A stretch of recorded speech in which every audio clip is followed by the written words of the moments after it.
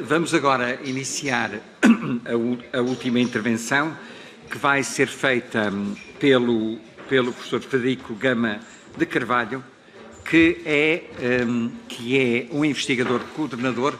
Ele insiste em que se refira que ele está aposentado, mas que se licenciou em Engenharia Eletrotécnica na Faculdade de Engenharia da Universidade do Porto, em 59, é doutorado em Energia Nuclear pela Universidade de Karlsruhe, na Alemanha, e doutor em Física pela Universidade de Lisboa. Tem estado a trabalhar nesta área da energia nuclear há muito tempo. Agradeço a sua participação aqui nesta sessão e só lembrar, antes de lhe dar a palavra, de que quem quiser fazer perguntas deverá inscrever-se ali, preenchendo um papelinho com o nome, para que eu depois possa chamar o nome, e que no fim desta intervenção do professor haverá também, para quem quiser ir tomar um café, mas não interrompemos os trabalhos, podem lá ir buscar um café ou qualquer coisa, mas continuamos os trabalhos. Sr. Professor, tem a palavra. 15 minutos, o tempo conta ali naquele relógio. Muito bom dia a todas e a todos. Eu quero cumprimentar o Sr. Presidente da Comissão e prezado colega Alexandre Quintanilha, e queria dizer da minha satisfação em estar aqui hoje convosco. Dado o propósito desta conferência, importa debruçarmos-nos brevemente sobre o conceito de inovação.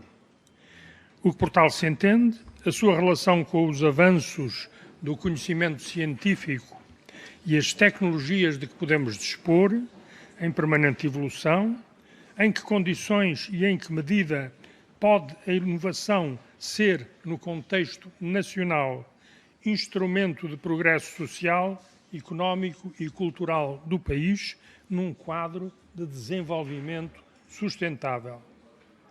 Importa recordar conceitos. A atividade a que se dá o nome de inovação científica e tecnológica, fixado no Manual de Frascati e adotado designadamente pela OCDE e outras organizações internacionais, pode ser definida, cito, como a transformação de uma ideia num produto vendável, novo ou melhorado, num processo operacional, na indústria ou no comércio, ou num novo método de serviço social. A investigação científica e o desenvolvimento experimental, categorias consagradas no já referido manual e normalmente referidas como IIDE, são uma das medidas conducentes à inovação, mas não a única. A par daquela intervêm medidas de natureza comercial ou financeira e de gestão necessárias para assegurar o êxito do processo de inovação. Colocam-se hoje às sociedades humanas, quer no plano global, quer nos planos regional ou nacional, desafios de vária ordem, a que importa dar resposta. Novos em certos casos, outros que não o sendo, se fazem sentir nos nossos dias com uma premência nova que tem a ver com uma tomada de consciência mais alargada dos perigos que encerram para a desejada estabilidade social e para a preservação do meio natural.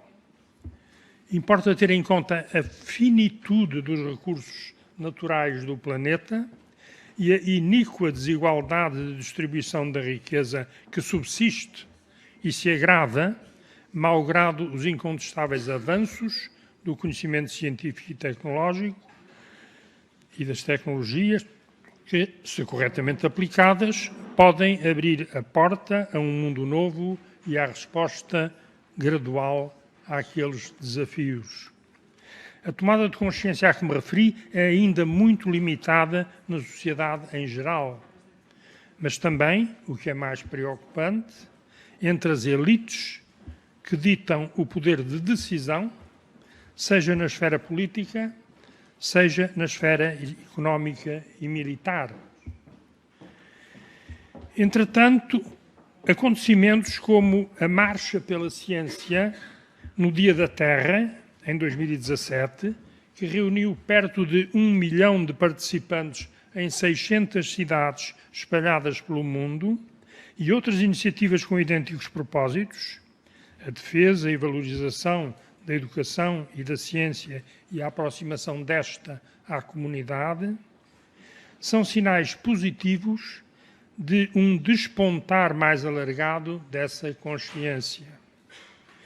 Na intervenção que fez em Washington, dirigindo aos participantes no evento que aí teve lugar, Bill Nye, conhecido divulgador de ciência e promotor de programas educativos para jovens na televisão, lembrou que nenhum país, incluindo os Estados Unidos, pode competir no palco mundial sem cidadãos cientificamente letrados e, no entanto, acrescentou, temos hoje um vasto número de legisladores, não apenas aqui, mas à volta do mundo, disse ele, que ativa e deliberadamente ignoram e desqualificam a ciência.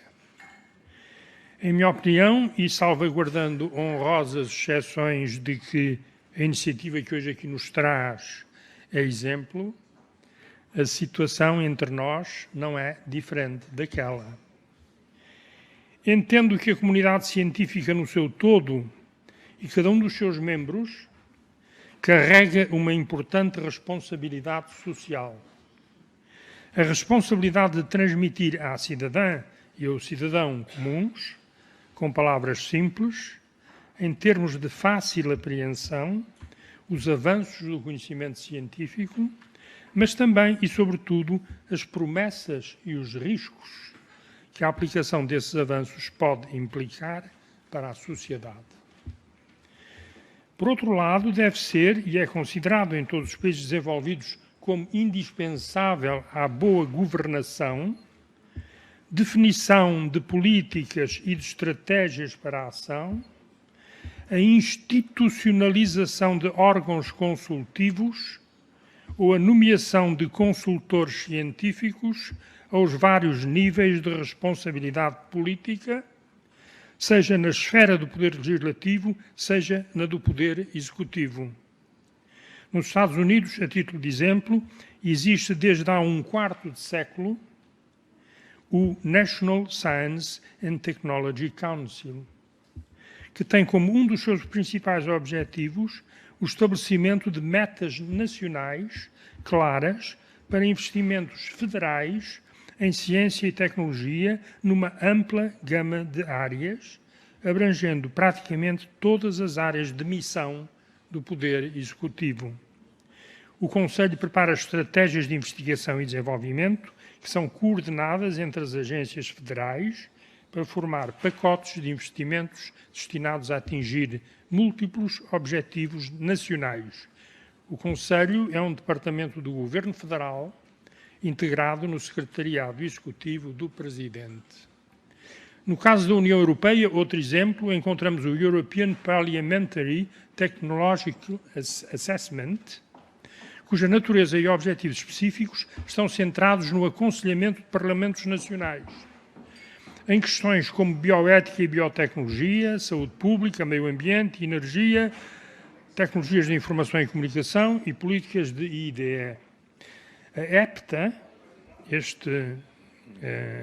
European Parliamentary Technology Assessment, procura promover a avaliação tecnológica como parte integrante do processo de decisão política conducente à tomada de decisões nos parlamentos nacionais dos países membros.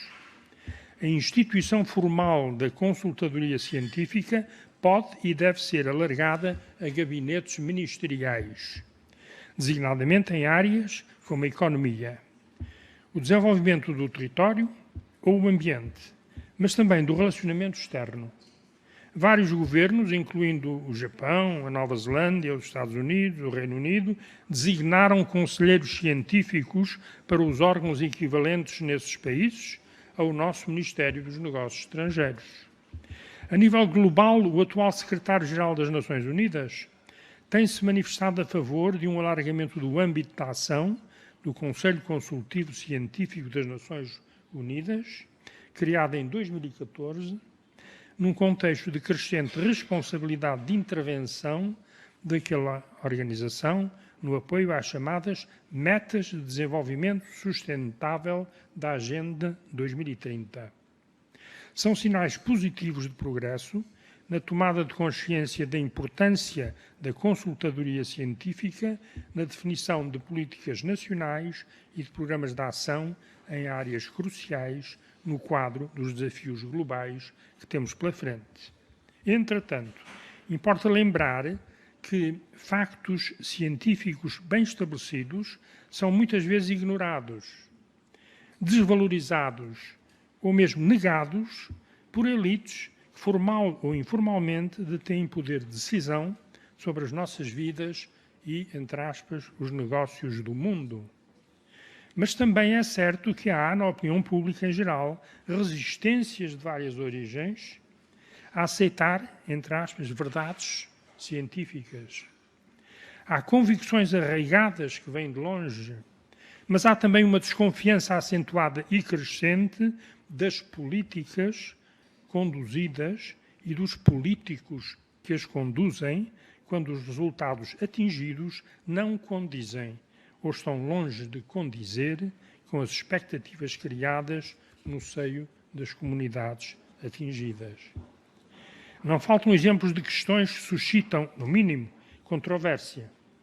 Alterações climáticas, organismos geneticamente modificados, energia nuclear, a vacinação, os problemas de biodiversidade, da obesidade, questões demográficas e migrações são algumas delas. Temos tudo isto pela frente e temos também toda a problemática associada às tecnologias ditas emergentes, nomeadamente às aplicações da inteligência artificial e da robótica ou à manipulação genética, fazer bebés por medida, ou ainda ao processo acelerado das técnicas de intrusão fraudulenta, hacking, em sistemas informáticos de comando e controlo que podem conduzir ao bloqueio de infraestruturas sociais vitais. A substituição do ser humano por robôs, quer no local de trabalho, quer no campo de batalha, conduzirá a sérias instabilidades sociais e ao abaixamento do limiar de guerra.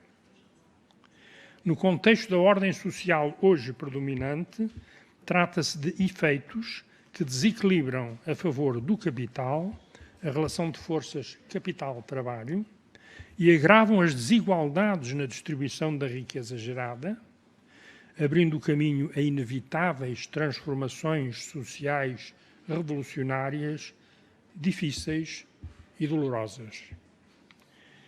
Se importa responder aos desafios da inovação científica e tecnológica, importa sobretudo colocar no terreno respostas inovadoras, dirigidas direta e prioritariamente aos desafios que afetam Portugal e os portugueses, contribuindo do mesmo passo para a resposta necessária aos desafios globais que afetam a sustentabilidade da vida sobre a Terra. Tal requer uma estratégia cuidadosamente desenhada e com efetiva implantação no terreno. Estratégia a definir com a participação ativa dos pilares em que assenta o potencial científico e tecnológico nacional e a levar à prática pela conjugação de esforços das entidades e instituições que integram esses pilares. Ao contrário do que se passa entre nós, na generalidade dos países membros da União Europeia e fora dela, os grandes laboratórios públicos de investigação e os seus investigadores são um instrumento fundamental nesse processo.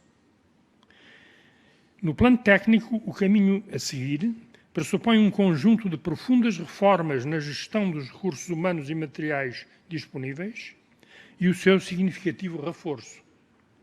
No plano financeiro, o considerável investimento necessário só será possível quebrando o ciclo de transferência para fora do país, legal, semi-legal ou fraudulenta, de capital financeiro, fenómeno consideravelmente agravado por uma política sustentada de alienação de património nacional que passa para a mão de estrangeiros. A história mostra que o chamado mercado livre, entre aspas, por oposição a políticas protecionistas, tem efeitos desastrosos lá onde o desenvolvimento económico e social se encontra numa fase incipiente, como sublinha com grande clareza o notável economista Ha-Joon Chang, da Universidade de Cambridge, na sua obra curiosamente intitulada As 23 coisas que eles não lhe dizem sobre o capitalismo. A definição de uma estratégia de desenvolvimento é necessariamente subsidiária de uma política científica nacional, que tarda em aparecer. Entretanto, podem apontar-se à partida áreas de intervenção em que o esforço para o desenvolvimento deve incidir, conjugando investigação e inovação, como os recursos energéticos, o ordenamento do território, a agricultura e as pescas, a prospecção e a exploração de recursos minerais e outros recursos naturais, quer no subsolo, quer na zona económica exclusiva, isto é, inshore e offshore, e, finalmente, a afinação do todo-poderoso instrumento que é a educação, do jardim-escola ao ensino superior, a par de um esforço suplementar de qualificação da população adulta ativa. Nas palavras de Nelson Mandela, e termino, a educação é a mais poderosa arma que pode ser usada para transformar o mundo. Muito obrigado. Portanto, eu gostaria que as intervenções fossem no máximo de 2 minutos, aqueles que querem fazer perguntas, e depois eu passaria a palavra a quem estiver aqui na mesa que gostaria de responder à pergunta feita. Cláudia Botelho, faça favor de... Tem 2 minutos, no máximo, para fazer a sua intervenção. Tem o microfone? Está aí o microfone, parece. Obrigada. Agradeço. Não sei se está ligado, peço desculpa. Encostará. Meu nome é Cláudia Botelho, sou investigadora na Universidade de Minho e também estou aqui em representação da ANICT, como presidente da ANICT. Nós temos ouvido falar, de facto, como o professor Gonçalo Velho disse, que é preciso haver a renovação dos quadros a nível de docência. Nós acreditamos que é preciso haver uma renovação, entrada de novos professores para dinamizarem o próprio sistema, com novas ideias, com ideias diferentes, para termos aqui a dinamizar, mas também temos outra questão que é e os investigadores, o espaço da carreira de investigador. Como é que vem nas universidades uma pessoa dedicada à investigação? Claro que deve ter algumas aulas, algumas palestras, a nível essencialmente de 2º e 3º ciclo, essencialmente, não no primeiro, mas como é que vem esse sistema, como é que vem a incorporação e uma verdadeira carreira de um investigador dentro das universidades? Obrigada. Obrigado. Eu, se calhar, vou juntar 3 ou 4 perguntas e depois passar à mesa. Eu não sei se o Nuno Cerca já voltou, já está aqui. 2 minutos, se faz favor. 2 minutos. Eu vou fazer como um orador, vou usar 2 minutos e meio, já que a Cláudia só usou 1 minuto.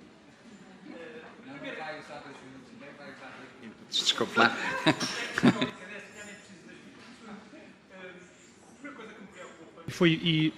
Não está?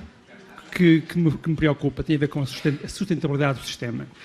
E foi dito aqui, por alguns oradores, que é preciso uma estratégia de longo prazo, que infelizmente não há.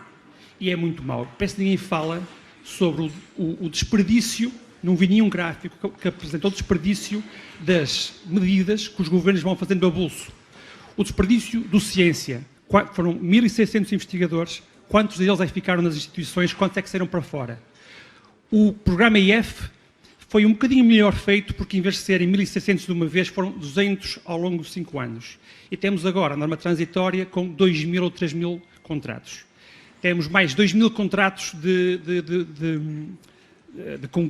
dos projetos que vão entrar muitas pessoas para o sistema. E o que é que acontece daqui a 3, ou daqui a 4, ou daqui a 5 anos?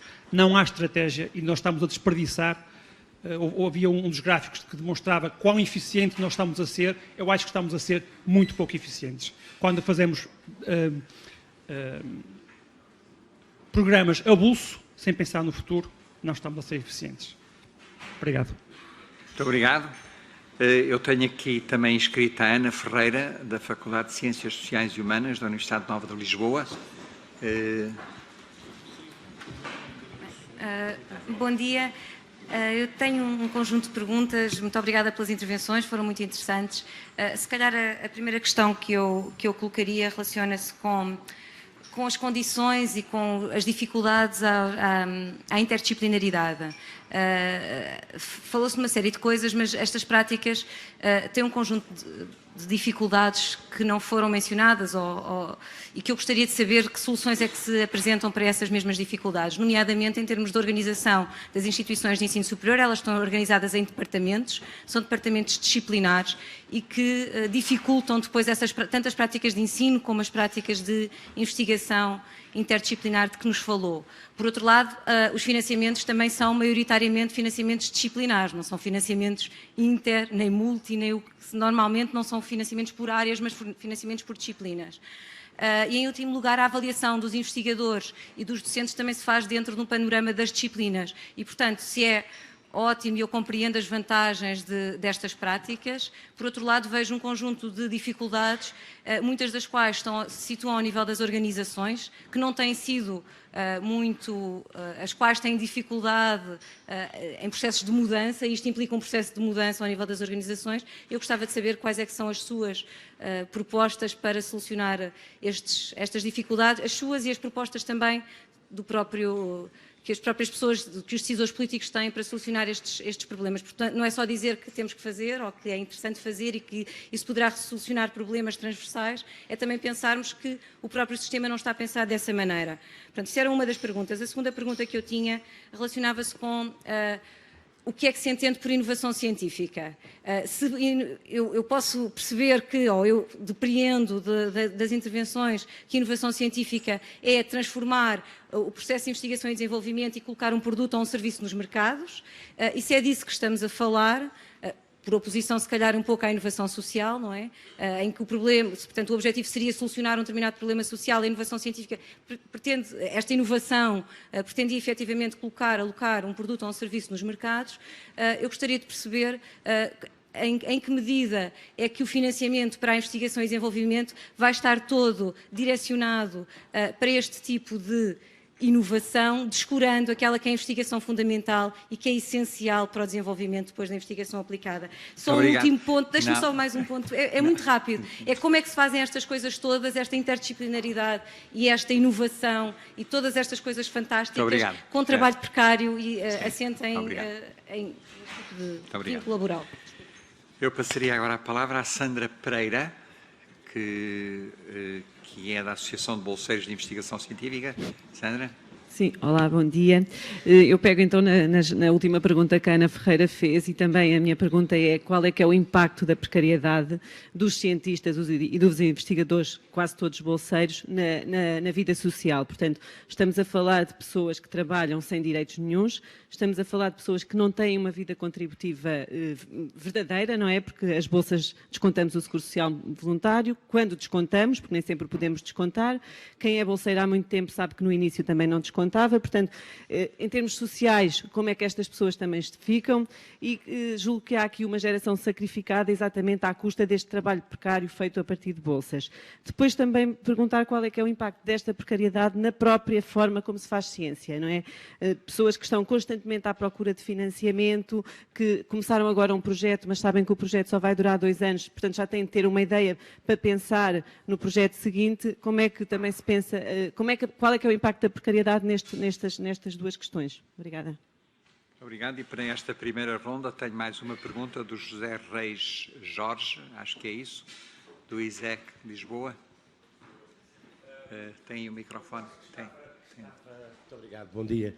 Eu estava tentado, enfim, a passar, porque a minha questão pega muito aquilo que a colega já disse, e muito sinteticamente em que é que esta divisão entre investigação aplicada, que é acometida essencialmente ao ensino politécnico, ajuda ou não a facilitar a resposta aos novos desafios à inovação científica e inovação social.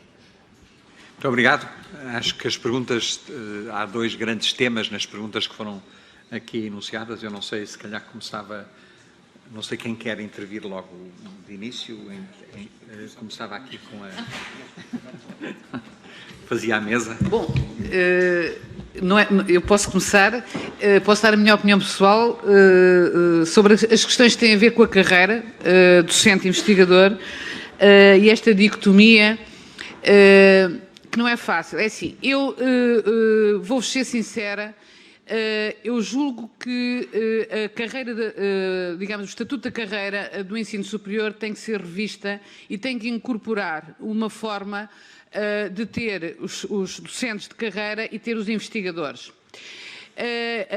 O que se passa é que as instituições, com os recursos financeiros que têm, obviamente têm que planear o futuro e têm que saber e escalonar no tempo exatamente as contratações que têm que fazer e a substituição, aliás, que vimos aqui, de um conjunto muito vasto de docentes que nos próximos 4, 5 anos vão sair. A questão é, eles têm turmas e alunos pela frente e, portanto, têm que ter professores que deem aulas no primeiro, no segundo e no terceiro ciclo. E têm, simultaneamente, que fazer boa investigação, ganhar projetos. Eu julgo que a estrutura da carreira, como está, por um lado, a carreira, neste caso universitária e politécnica, por um lado, e a carreira de investigação, por outro, não cria, digamos, mecanismos flexíveis de contratação, e eu acho que estes bolseiros têm direito, têm, e mais para o país, têm que ser, como é que eu ia dizer, aproveitados. Porque aquilo que se está a passar agora é aproveitar, muito sinceramente, eu vou dizer isto, esta mão de obra barata. Eu costumo recordar, eu vou agora ser um pouco desagradável, mas é assim, eu fui coordenadora executiva dos fundos da União Europeia, do PRODEP 2. E o PRODEP 2 o que é que fez? Foi formar os docentes das universidades e politécnicos e fez duas coisas. Construiu, FEDER, investimentos, edifícios e preparou que as pessoas fossem tirar o seu grau de mestrado e doutor. E o que é que fez? Pagou às universidades e institutos politécnicos para os professores irem fazer a sua formação no estrangeiro e serem substituídos, deu-lhes dinheiro para serem recrutar substitutos. Quando vieram, tinham o seu lugar assegurado. Muitos, eu digo a brincar, e com muito carinho, para muitos que foram reitores, foram muitos dos senhores reitores que hoje agora metem travão a novas contratações, porque, como é evidente, eu também compreendo, estão pressionados por falta de recursos, mas têm uma memória curta. Têm uma memória curta porque não se recordam que muitos deles foram para fora, tiraram o seu doutoramento e, quando voltaram, entraram imediatamente porque eles já eram docentes. Portanto, o que eu quero aqui dizer é assim, isto é uma equação muito difícil, mas com, do meu ponto de vista, duas carreiras em paralelo que nunca se encontram, não será a melhor solução. Eu julgo para os próprios bolseiros, no fundo, eles são aquilo porque foram empurrados. A única maneira deles serem contratados foi através de projetos. E, portanto, agora, nenhum docente universitário, nenhum docente de uma instituição de ensino superior hoje é docente se não fizer investigação. Portanto, ele pode, por exemplo, as instituições podem ter, e isso o Estatuto deve prever, os próximos 5 anos ele está com um projeto de lançamento disto e então está há 5 anos que está em full time para a área de investigação. Mas ele está na mesma carreira. Esta é a minha opinião de quem andou muito na prática e a mexer com os dinheiros e como é que sabe concursos. Eu ainda sou do tempo de ter que descongelar cotas de descongelamento, discutir bravamente com o Ministério das Finanças, que era quem decidia quem é que contratava e quantos contratavam, não é? E, portanto, hoje em dia temos que criar mecanismos que deem para dentro das universidades esses primeiros recursos e depois mecanismos de poder contratar as pessoas efetivamente. Pronto. Muito obrigado. Não, com todo o gosto. Não queremos impedir as respostas do Sr. Professor. Muito obrigado. António Cunha. Muito obrigado. Pegar em 2 ou 3 pontos da variedade de questões.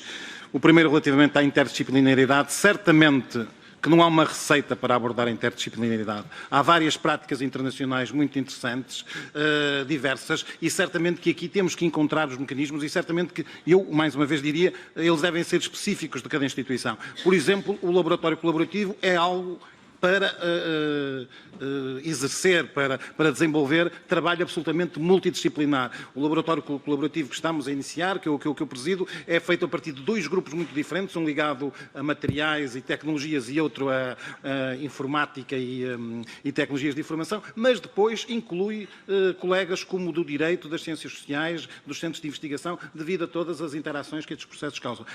E neste momento conseguimos fazê-lo numa estrutura destas, com totalmente articulado com a Universidade. Isto é um projeto de tal maneira estruturante para a Universidade que a Universidade cedeu um dos seus melhores espaços, uma antiga biblioteca, para este projeto, portanto, e deste modo estamos esperançados em fazê-lo.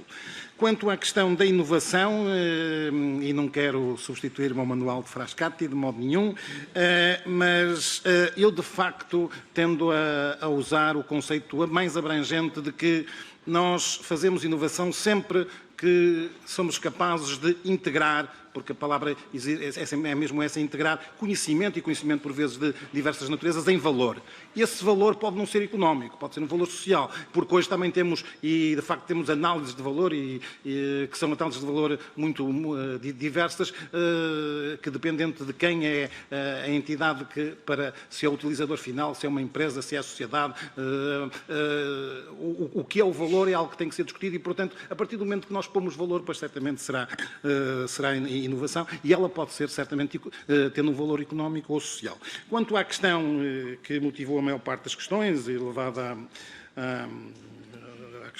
sobretudo os bolseiros e o seu enquadramento nas instituições, eu penso que do grande debate que nos últimos tempos tivemos na sociedade portuguesa resultou algo que eu acho que estamos quase a esquecer, mas que há hoje um grande consenso, e não existia há alguns anos atrás, há hoje um grande consenso que de facto bolsas são para estudantes de doutoramento genericamente e empregos são para investigadores doutorados, podendo haver exceções, mas deverão ser mesmo exceções e, portanto, isso já é um avanço, porque há 4, 5 anos atrás nós falávamos devido a várias razões, usávamos a bolsa de pós-doc era algo absolutamente normal, natural, em Portugal e na Europa, e hoje, felizmente, percebemos que o trabalho, um doutorado, mesmo que tenha um trabalho que seja a termo, que não seja, portanto, permanente e com um vínculo permanente, não deve ter uma situação de bolsa, deve ter uma situação de emprego. Isto já é um pequeno avanço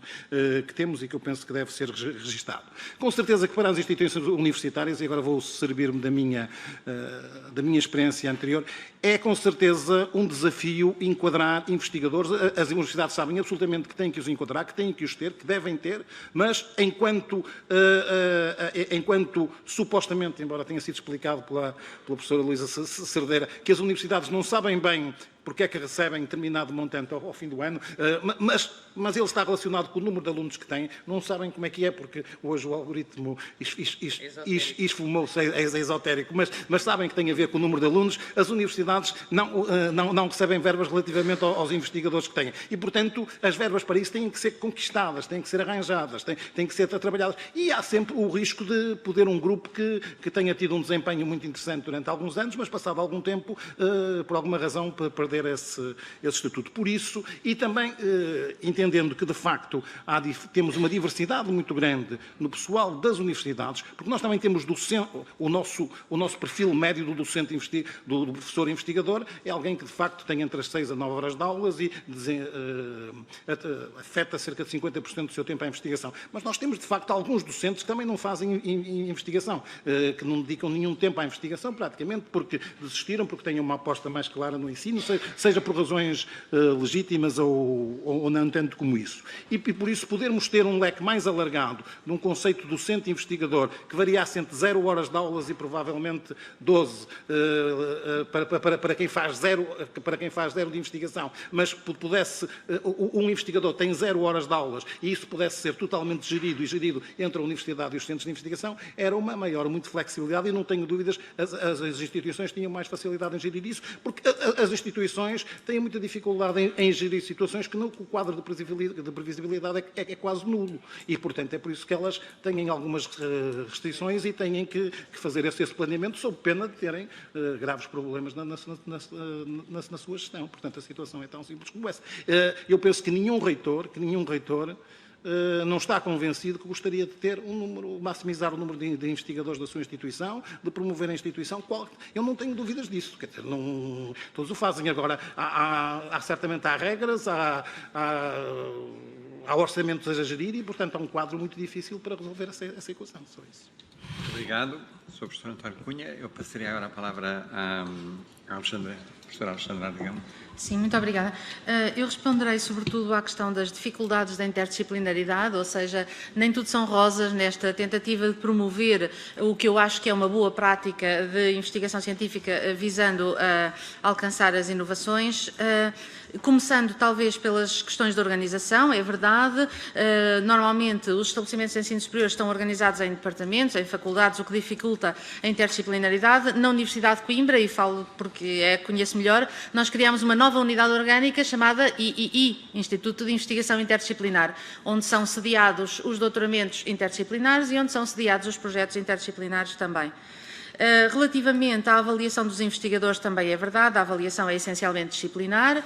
Agora também falo por mim, porque muitas das publicações, nomeadamente publicações periódicas da área jurídica, não são propriamente publicações com fator de impacto e, enfim, todos esses critérios que nos permitem estabelecer rankings das publicações, e bem, e por isso, quando trabalhamos em áreas disciplinares que estão nas franjas do direito e que tocam noutras áreas disciplinares, permitem-nos aceder a outras publicações. Uma das coisas que eu escrevi mais lida foi publicado na Ecosystem Services Review, um título What's Law Got to Do With It, portanto, o que é que o direito tem a ver com a questão dos serviços de ecossistemas, portanto, para nós acaba por ser uma vantagem esta avaliação interdisciplinar, mas eu diria que é uma questão geracional.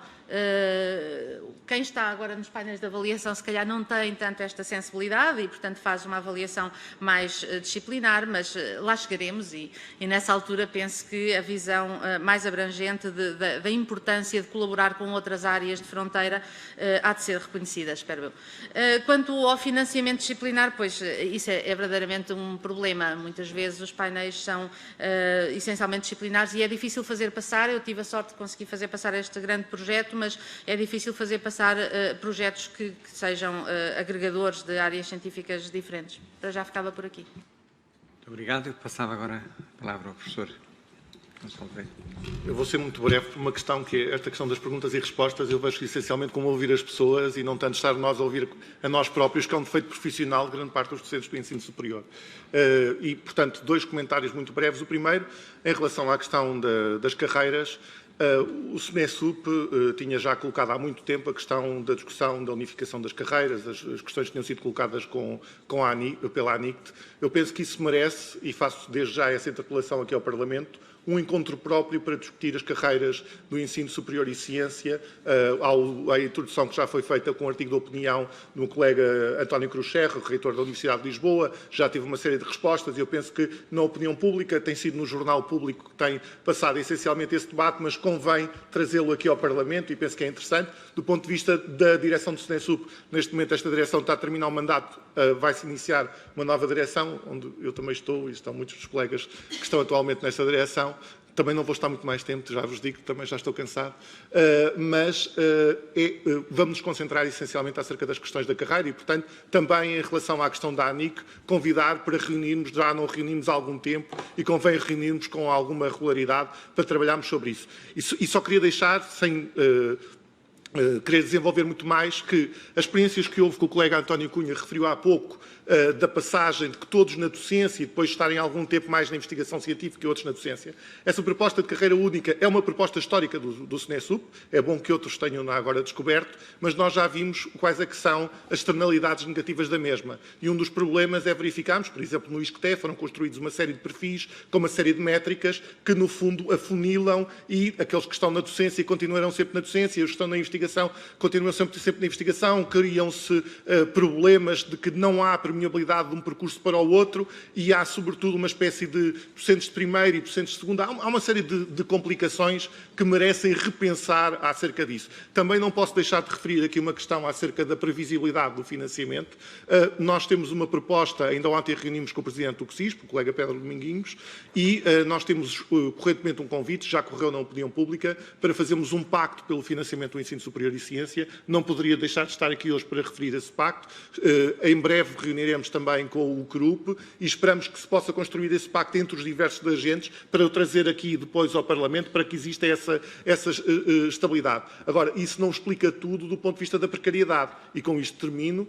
A questão daquilo que é a prática inovadora, eu acho que a intervenção da Ana Ferreira e depois complementada também pela Sandra e pelo colega do ISEL, até porque o Politécnico tem aqui uma grande experiência a dar. Ontem estava com os colegas da Escola de Águeda da Universidade do Minho, da Universidade de Aveiro, e eles referiam acerca da experiência de lecionar em projeto, ou seja, é uma experiência muito própria do Politécnico, mas isto tem a ver acerca da introdução das novas práticas e da própria investigação em práticas alternativas, que existe em Portugal. Nós temos pessoas doutoradas em Inglaterra, pessoas que estiveram nos Estados Unidos, outras em França, que têm essa experiência. Há o Bruno Latour, há uma série de questões acerca desta questão do pensar inovação e investigação com outras práticas alternativas e que merecem passar também para aquilo que é a nossa planificação do sistema científico nacional.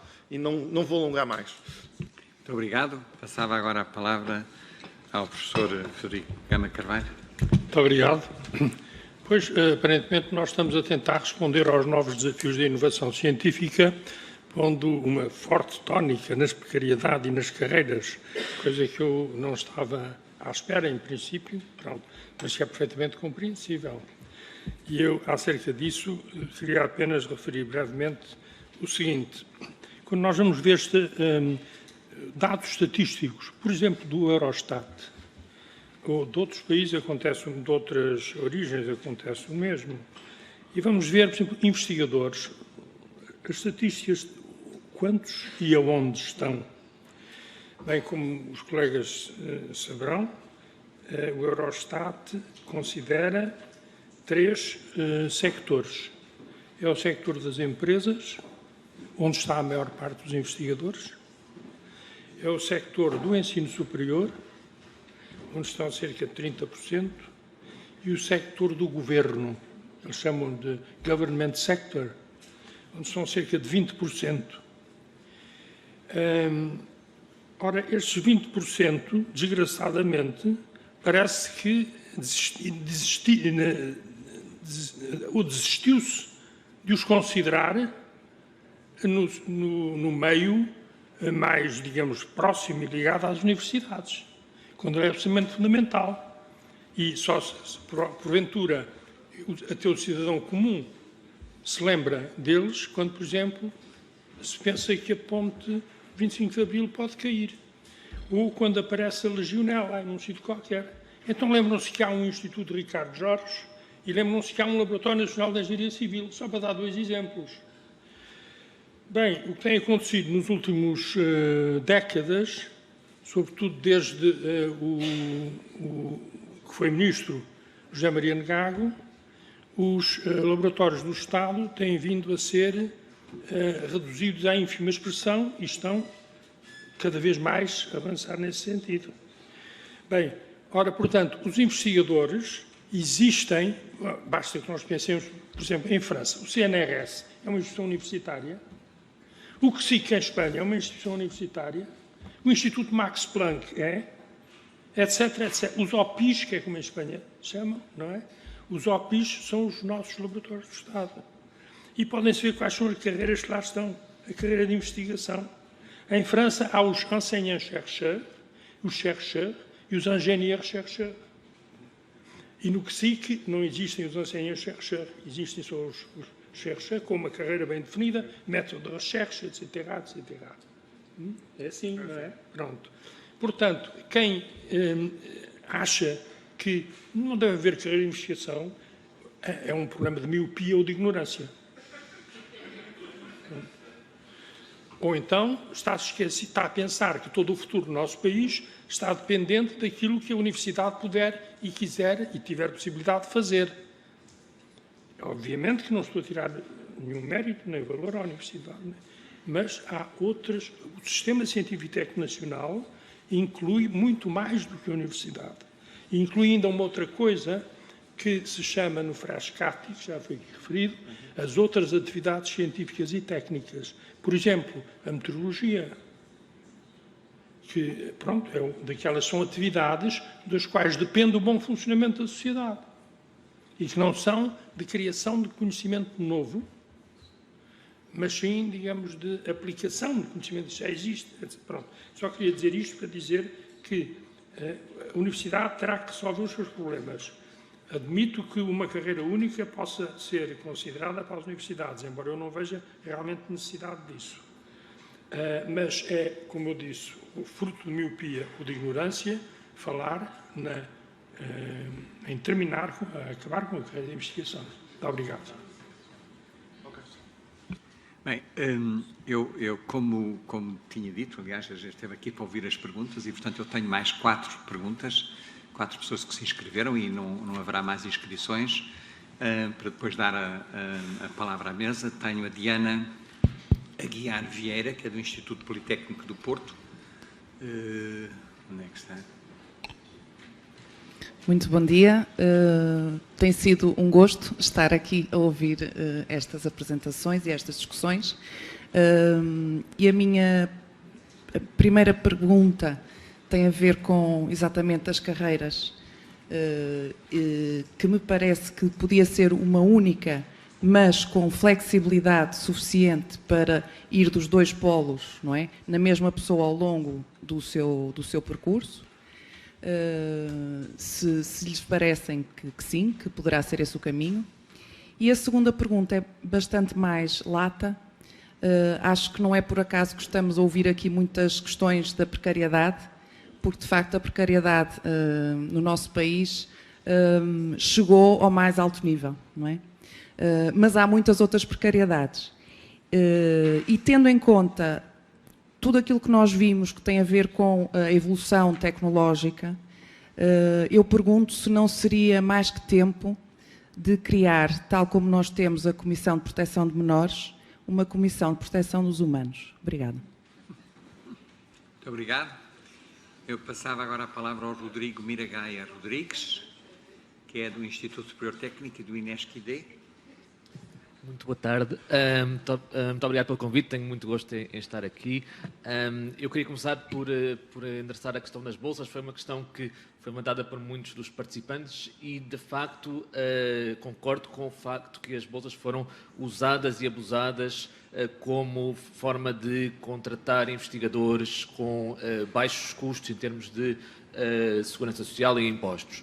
Esta legislatura está de parabéns por ter tomado um primeiro passo importante no combate a este abuso. Muitos parabéns aos senhores deputados, mas atenção que a lei que emana desta Assembleia da República tem um regime transitório muito complexo e eu falo de experiência própria, pois sou vice-presidente do Conselho Científico do Instituto Superior Técnico e exige uns recursos enormes das escolas e das instituições de investigação para implementar a lei que emanou daqui da Assembleia da República. Tenham, por favor, em atenção que o combate à precariedade e ao abuso das bolsas é importante, mas também é importante ter em conta que a implementação das leis tem que ser simples e eficaz da parte das instituições. Outra questão é que, para as instituições, de facto, endereçarem a precariedade e integrarem nos seus quadros mais investigadores e melhores investigadores, para além da questão do financiamento que muitos de vós levantaram, faz falta mais flexibilidade e mais autonomia na contratação. Neste momento a contratação é um processo muito demorado, muito longo, muito burocrático, e eu, para fazer uma analogia que não é de todo despropositada, as universidades são cada vez mais como clubes de futebol, que competem a nível mundial pelo melhor talento, pelos melhores investigadores, pelos melhores professores, pelos melhores alunos. Agora imaginem o seguinte, imaginem que o Benfica, quando queria contratar um avançado centro, tinha que pôr um edital no Diário da República a dizer vamos contratar um avançado centro, o anúncio tem que estar público durante 90 dias, depois as pessoas candidatam-se, depois há uma reunião de júri, depois há um período de audiência de interessados, etc, etc. Como imaginam, o Benfica não seria competitiva como as nossas universidades podem perder competitividade a nível internacional a continuar com esta burocracia toda. Muito obrigado. Muito obrigado. Antonina Santos, do STE, do IPMA.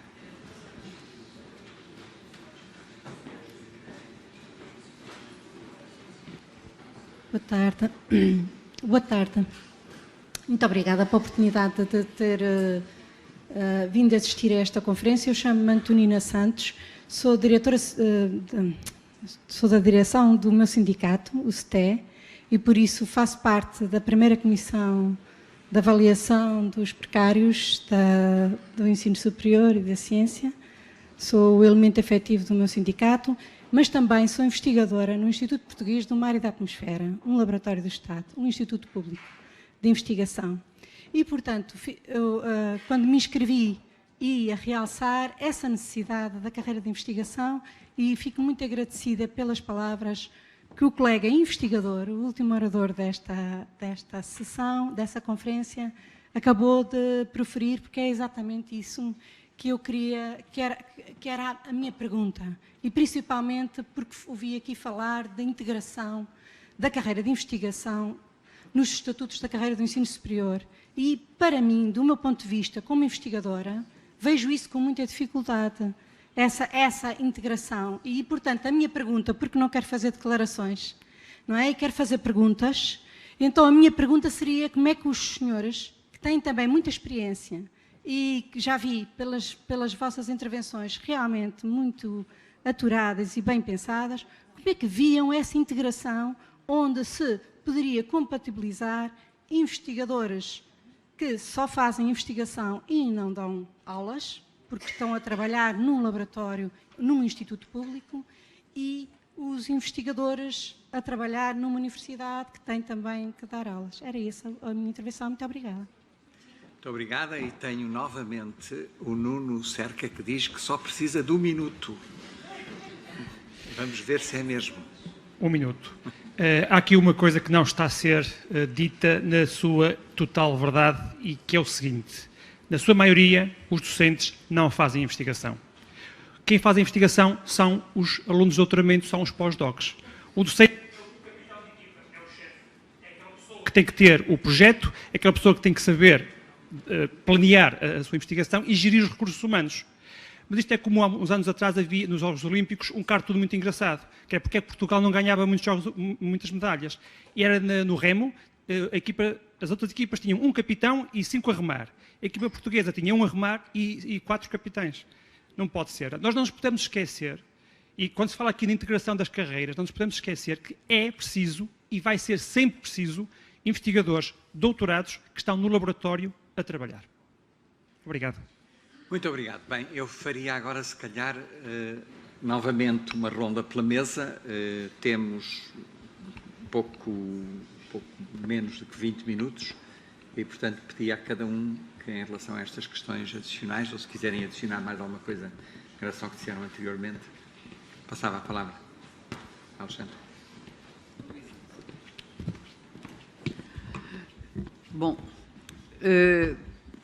o nosso debate está, no fundo, a canalizar-se, sobretudo, para a questão das carreiras e da contratação, e eu acho que talvez seja de dar um passo atrás, porque, e voltarmos, aliás, foi por aí que, se calhar, eu fui convidada, ao modelo de financiamento e ao financiamento. Porquê? As universidades e os institutos politécnicos têm uma missão que é múltipla, não vou agora, portanto, porque conhecem, e, portanto, têm que responder e têm que organizar os seus recursos humanos e a sua organização de curto, médio e longo prazo para corresponder a esses desafios. E, portanto, nós podemos aqui chegar todos a acordo que é maravilhoso termos um mundo fantástico, mas, na realidade, depois não há recursos. Portanto, aquilo que eu diria é: nós temos que reivindicar, no sentido de priorizar para a área do ensino superior e ciência os recursos financeiros que são necessários e depois dar autonomia às instituições para contratar de acordo com a missão que têm que corresponder. E há instituições que, por exemplo, aquilo que estão a ter que corresponder é, sobretudo, mais educação, mais formação, por exemplo, primeiro ciclo, e há outras em que há diversidade, portanto, que têm outros desafios. E, portanto, a forma de recrutar os seus próprios docentes e investigadores tem que ter isso em linha de conta e tem que ter os recursos. Quem está à frente, dei o exemplo e foi por isso que fui buscar, as equipas reitorais e quem tem que tomar decisões devia ter e não tem atualmente, digamos assim, primeiro, os recursos financeiros são necessários. Segundo, a própria organização em termos de definir quais são os recursos que são, digamos, padrão e que pode recrutar. E, portanto, está maniatada num conjunto de regras administrativas, muitas vezes, e de limitações, que nem recruta docentes, nem recruta, digamos assim, investigadores. Do meu ponto de vista e da minha experiência, o que eu estou a dizer é que pode e deve subsistir uma carreira de investigação. Agora, eu acho que a carreira do ensino superior deve ser revista para incluir maior flexibilidade e poder efetivamente permitir que quando está a recrutar docentes que podem estar num momento e num ciclo de vida ligados mais à docência e noutro ciclo de vida mais à investigação. E isso é um passaporte para que, efetivamente, quem está à frente de uma instituição tenha e visualize e perspectiva a médio e longo prazo de uma forma mais otimista para poder recrutar. Porque senão estão a jogar o que é a realidade hoje. Jogam à defesa. Como eu não sei quais são os projetos, quais são aquilo que vamos ganhar, então vão continuar como bolsistas. E é isto que é a realidade. Infelizmente, é isto. Portanto, eu julgo que esta flexibilidade no próprio desenvolvimento da carreira do ensino superior pode permitir uma gestão, digamos assim, mais audaciosa e de integrar o que é justo as pessoas que hoje estão, digamos, a matéria-prima que está lá e está a fazer o trabalho. Não é? Portanto, eu não estou a fugir a isso. Muito obrigado. Professor António Cunha. Eu gostava de apresentar ao Sr. Presidente e a todos os presentes as minhas desculpas pela minha incapacidade em me exprimir ou de ser compreendido. Eu, de facto, e resultante de uma análise que fiz sobre que a universidade deve ser uma universidade de investigação e propondo e tentando defender que no futuro dificilmente exige lugar para uma universidade que não seja uma universidade de investigação, quase como corolário desse posicionamento que eu propus para a universidade, propus que a carreira de docente universitário seja convertida numa carreira híbrida de docente investigador, porque na Universidade de Investigação tem muita dificuldade em ver que haja docentes que não são investigadores. Eu nem de perto nem de longe disse que o Estatuto da Carreira de Investigador deve ser acabado ou eliminado, de modo nenhum, nem pensar nisso, nem sequer ousei, e gostava de o dizer, nem sequer ousei dizer que este sistema devia ser aplicado ao ensino politécnico, porque tenho dúvidas que o possa ser e o meu conhecimento do ensino politécnico não é tão grande assim para fazer uma proposta dessas. Portanto, queria deixar bem claro que o que eu acho é que o Estatuto da Carreira Docente Universitária devia passar a ser um estatuto híbrido docente-investigador. Quanto aos outros estatutos, nem sequer fiz nenhuma proposta nesse sentido. Passei agora a palavra à senhora professora. Obrigada. Muito brevemente, só para dizer que da minha experiência e do meu conhecimento não confirmo a ideia de que a maioria dos docentes não investigue. É verdade que há graus diferentes de investigação, haverá docentes em que essa investigação é muito ténue, mas na maior parte dos casos acumulam-se as duas tarefas sem grande reflexo em termos de avaliação. Infelizmente, e, portanto, deveria haver alguma forma de valorizar esta investigação quando ela é acumulada com a docência. É só essa a minha preocupação. O grau acelerado destas intervenções transmite não só a glicemia em baixo, como o jogo que vai começar a seguir. E como tal, eu vou ser... Aliás, houve uma série de analogias com o futebol e com as bolas. Já se percebeu onde é que está a nossa cabeça. Em relação à questão das carreiras, como disse, acho que está aqui mais do que visto que temos de ter esse encontro e tem de se ter esse debate. Eu só gostaria de referir isto. E, vou procurar ser o mais elevado possível a dizê-lo. Eu acho que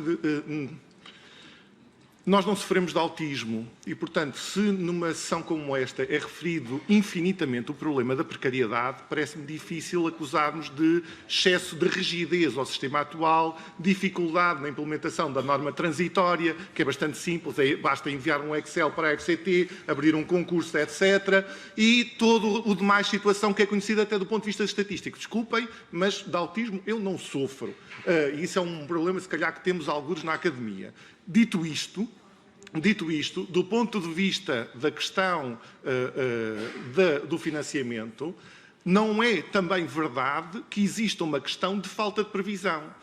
O programa do emprego científico tinha 50 milhões de euros destinados à implementação da norma transitória. Não foi por falta de estímulo financeiro e, inclusivamente, de previsibilidade em relação ao mesmo que existiu a falta do emprego científico. Mas como considero que há falta de glicémia, e se calhar por isso é que já estou a falar num tom mais elevado,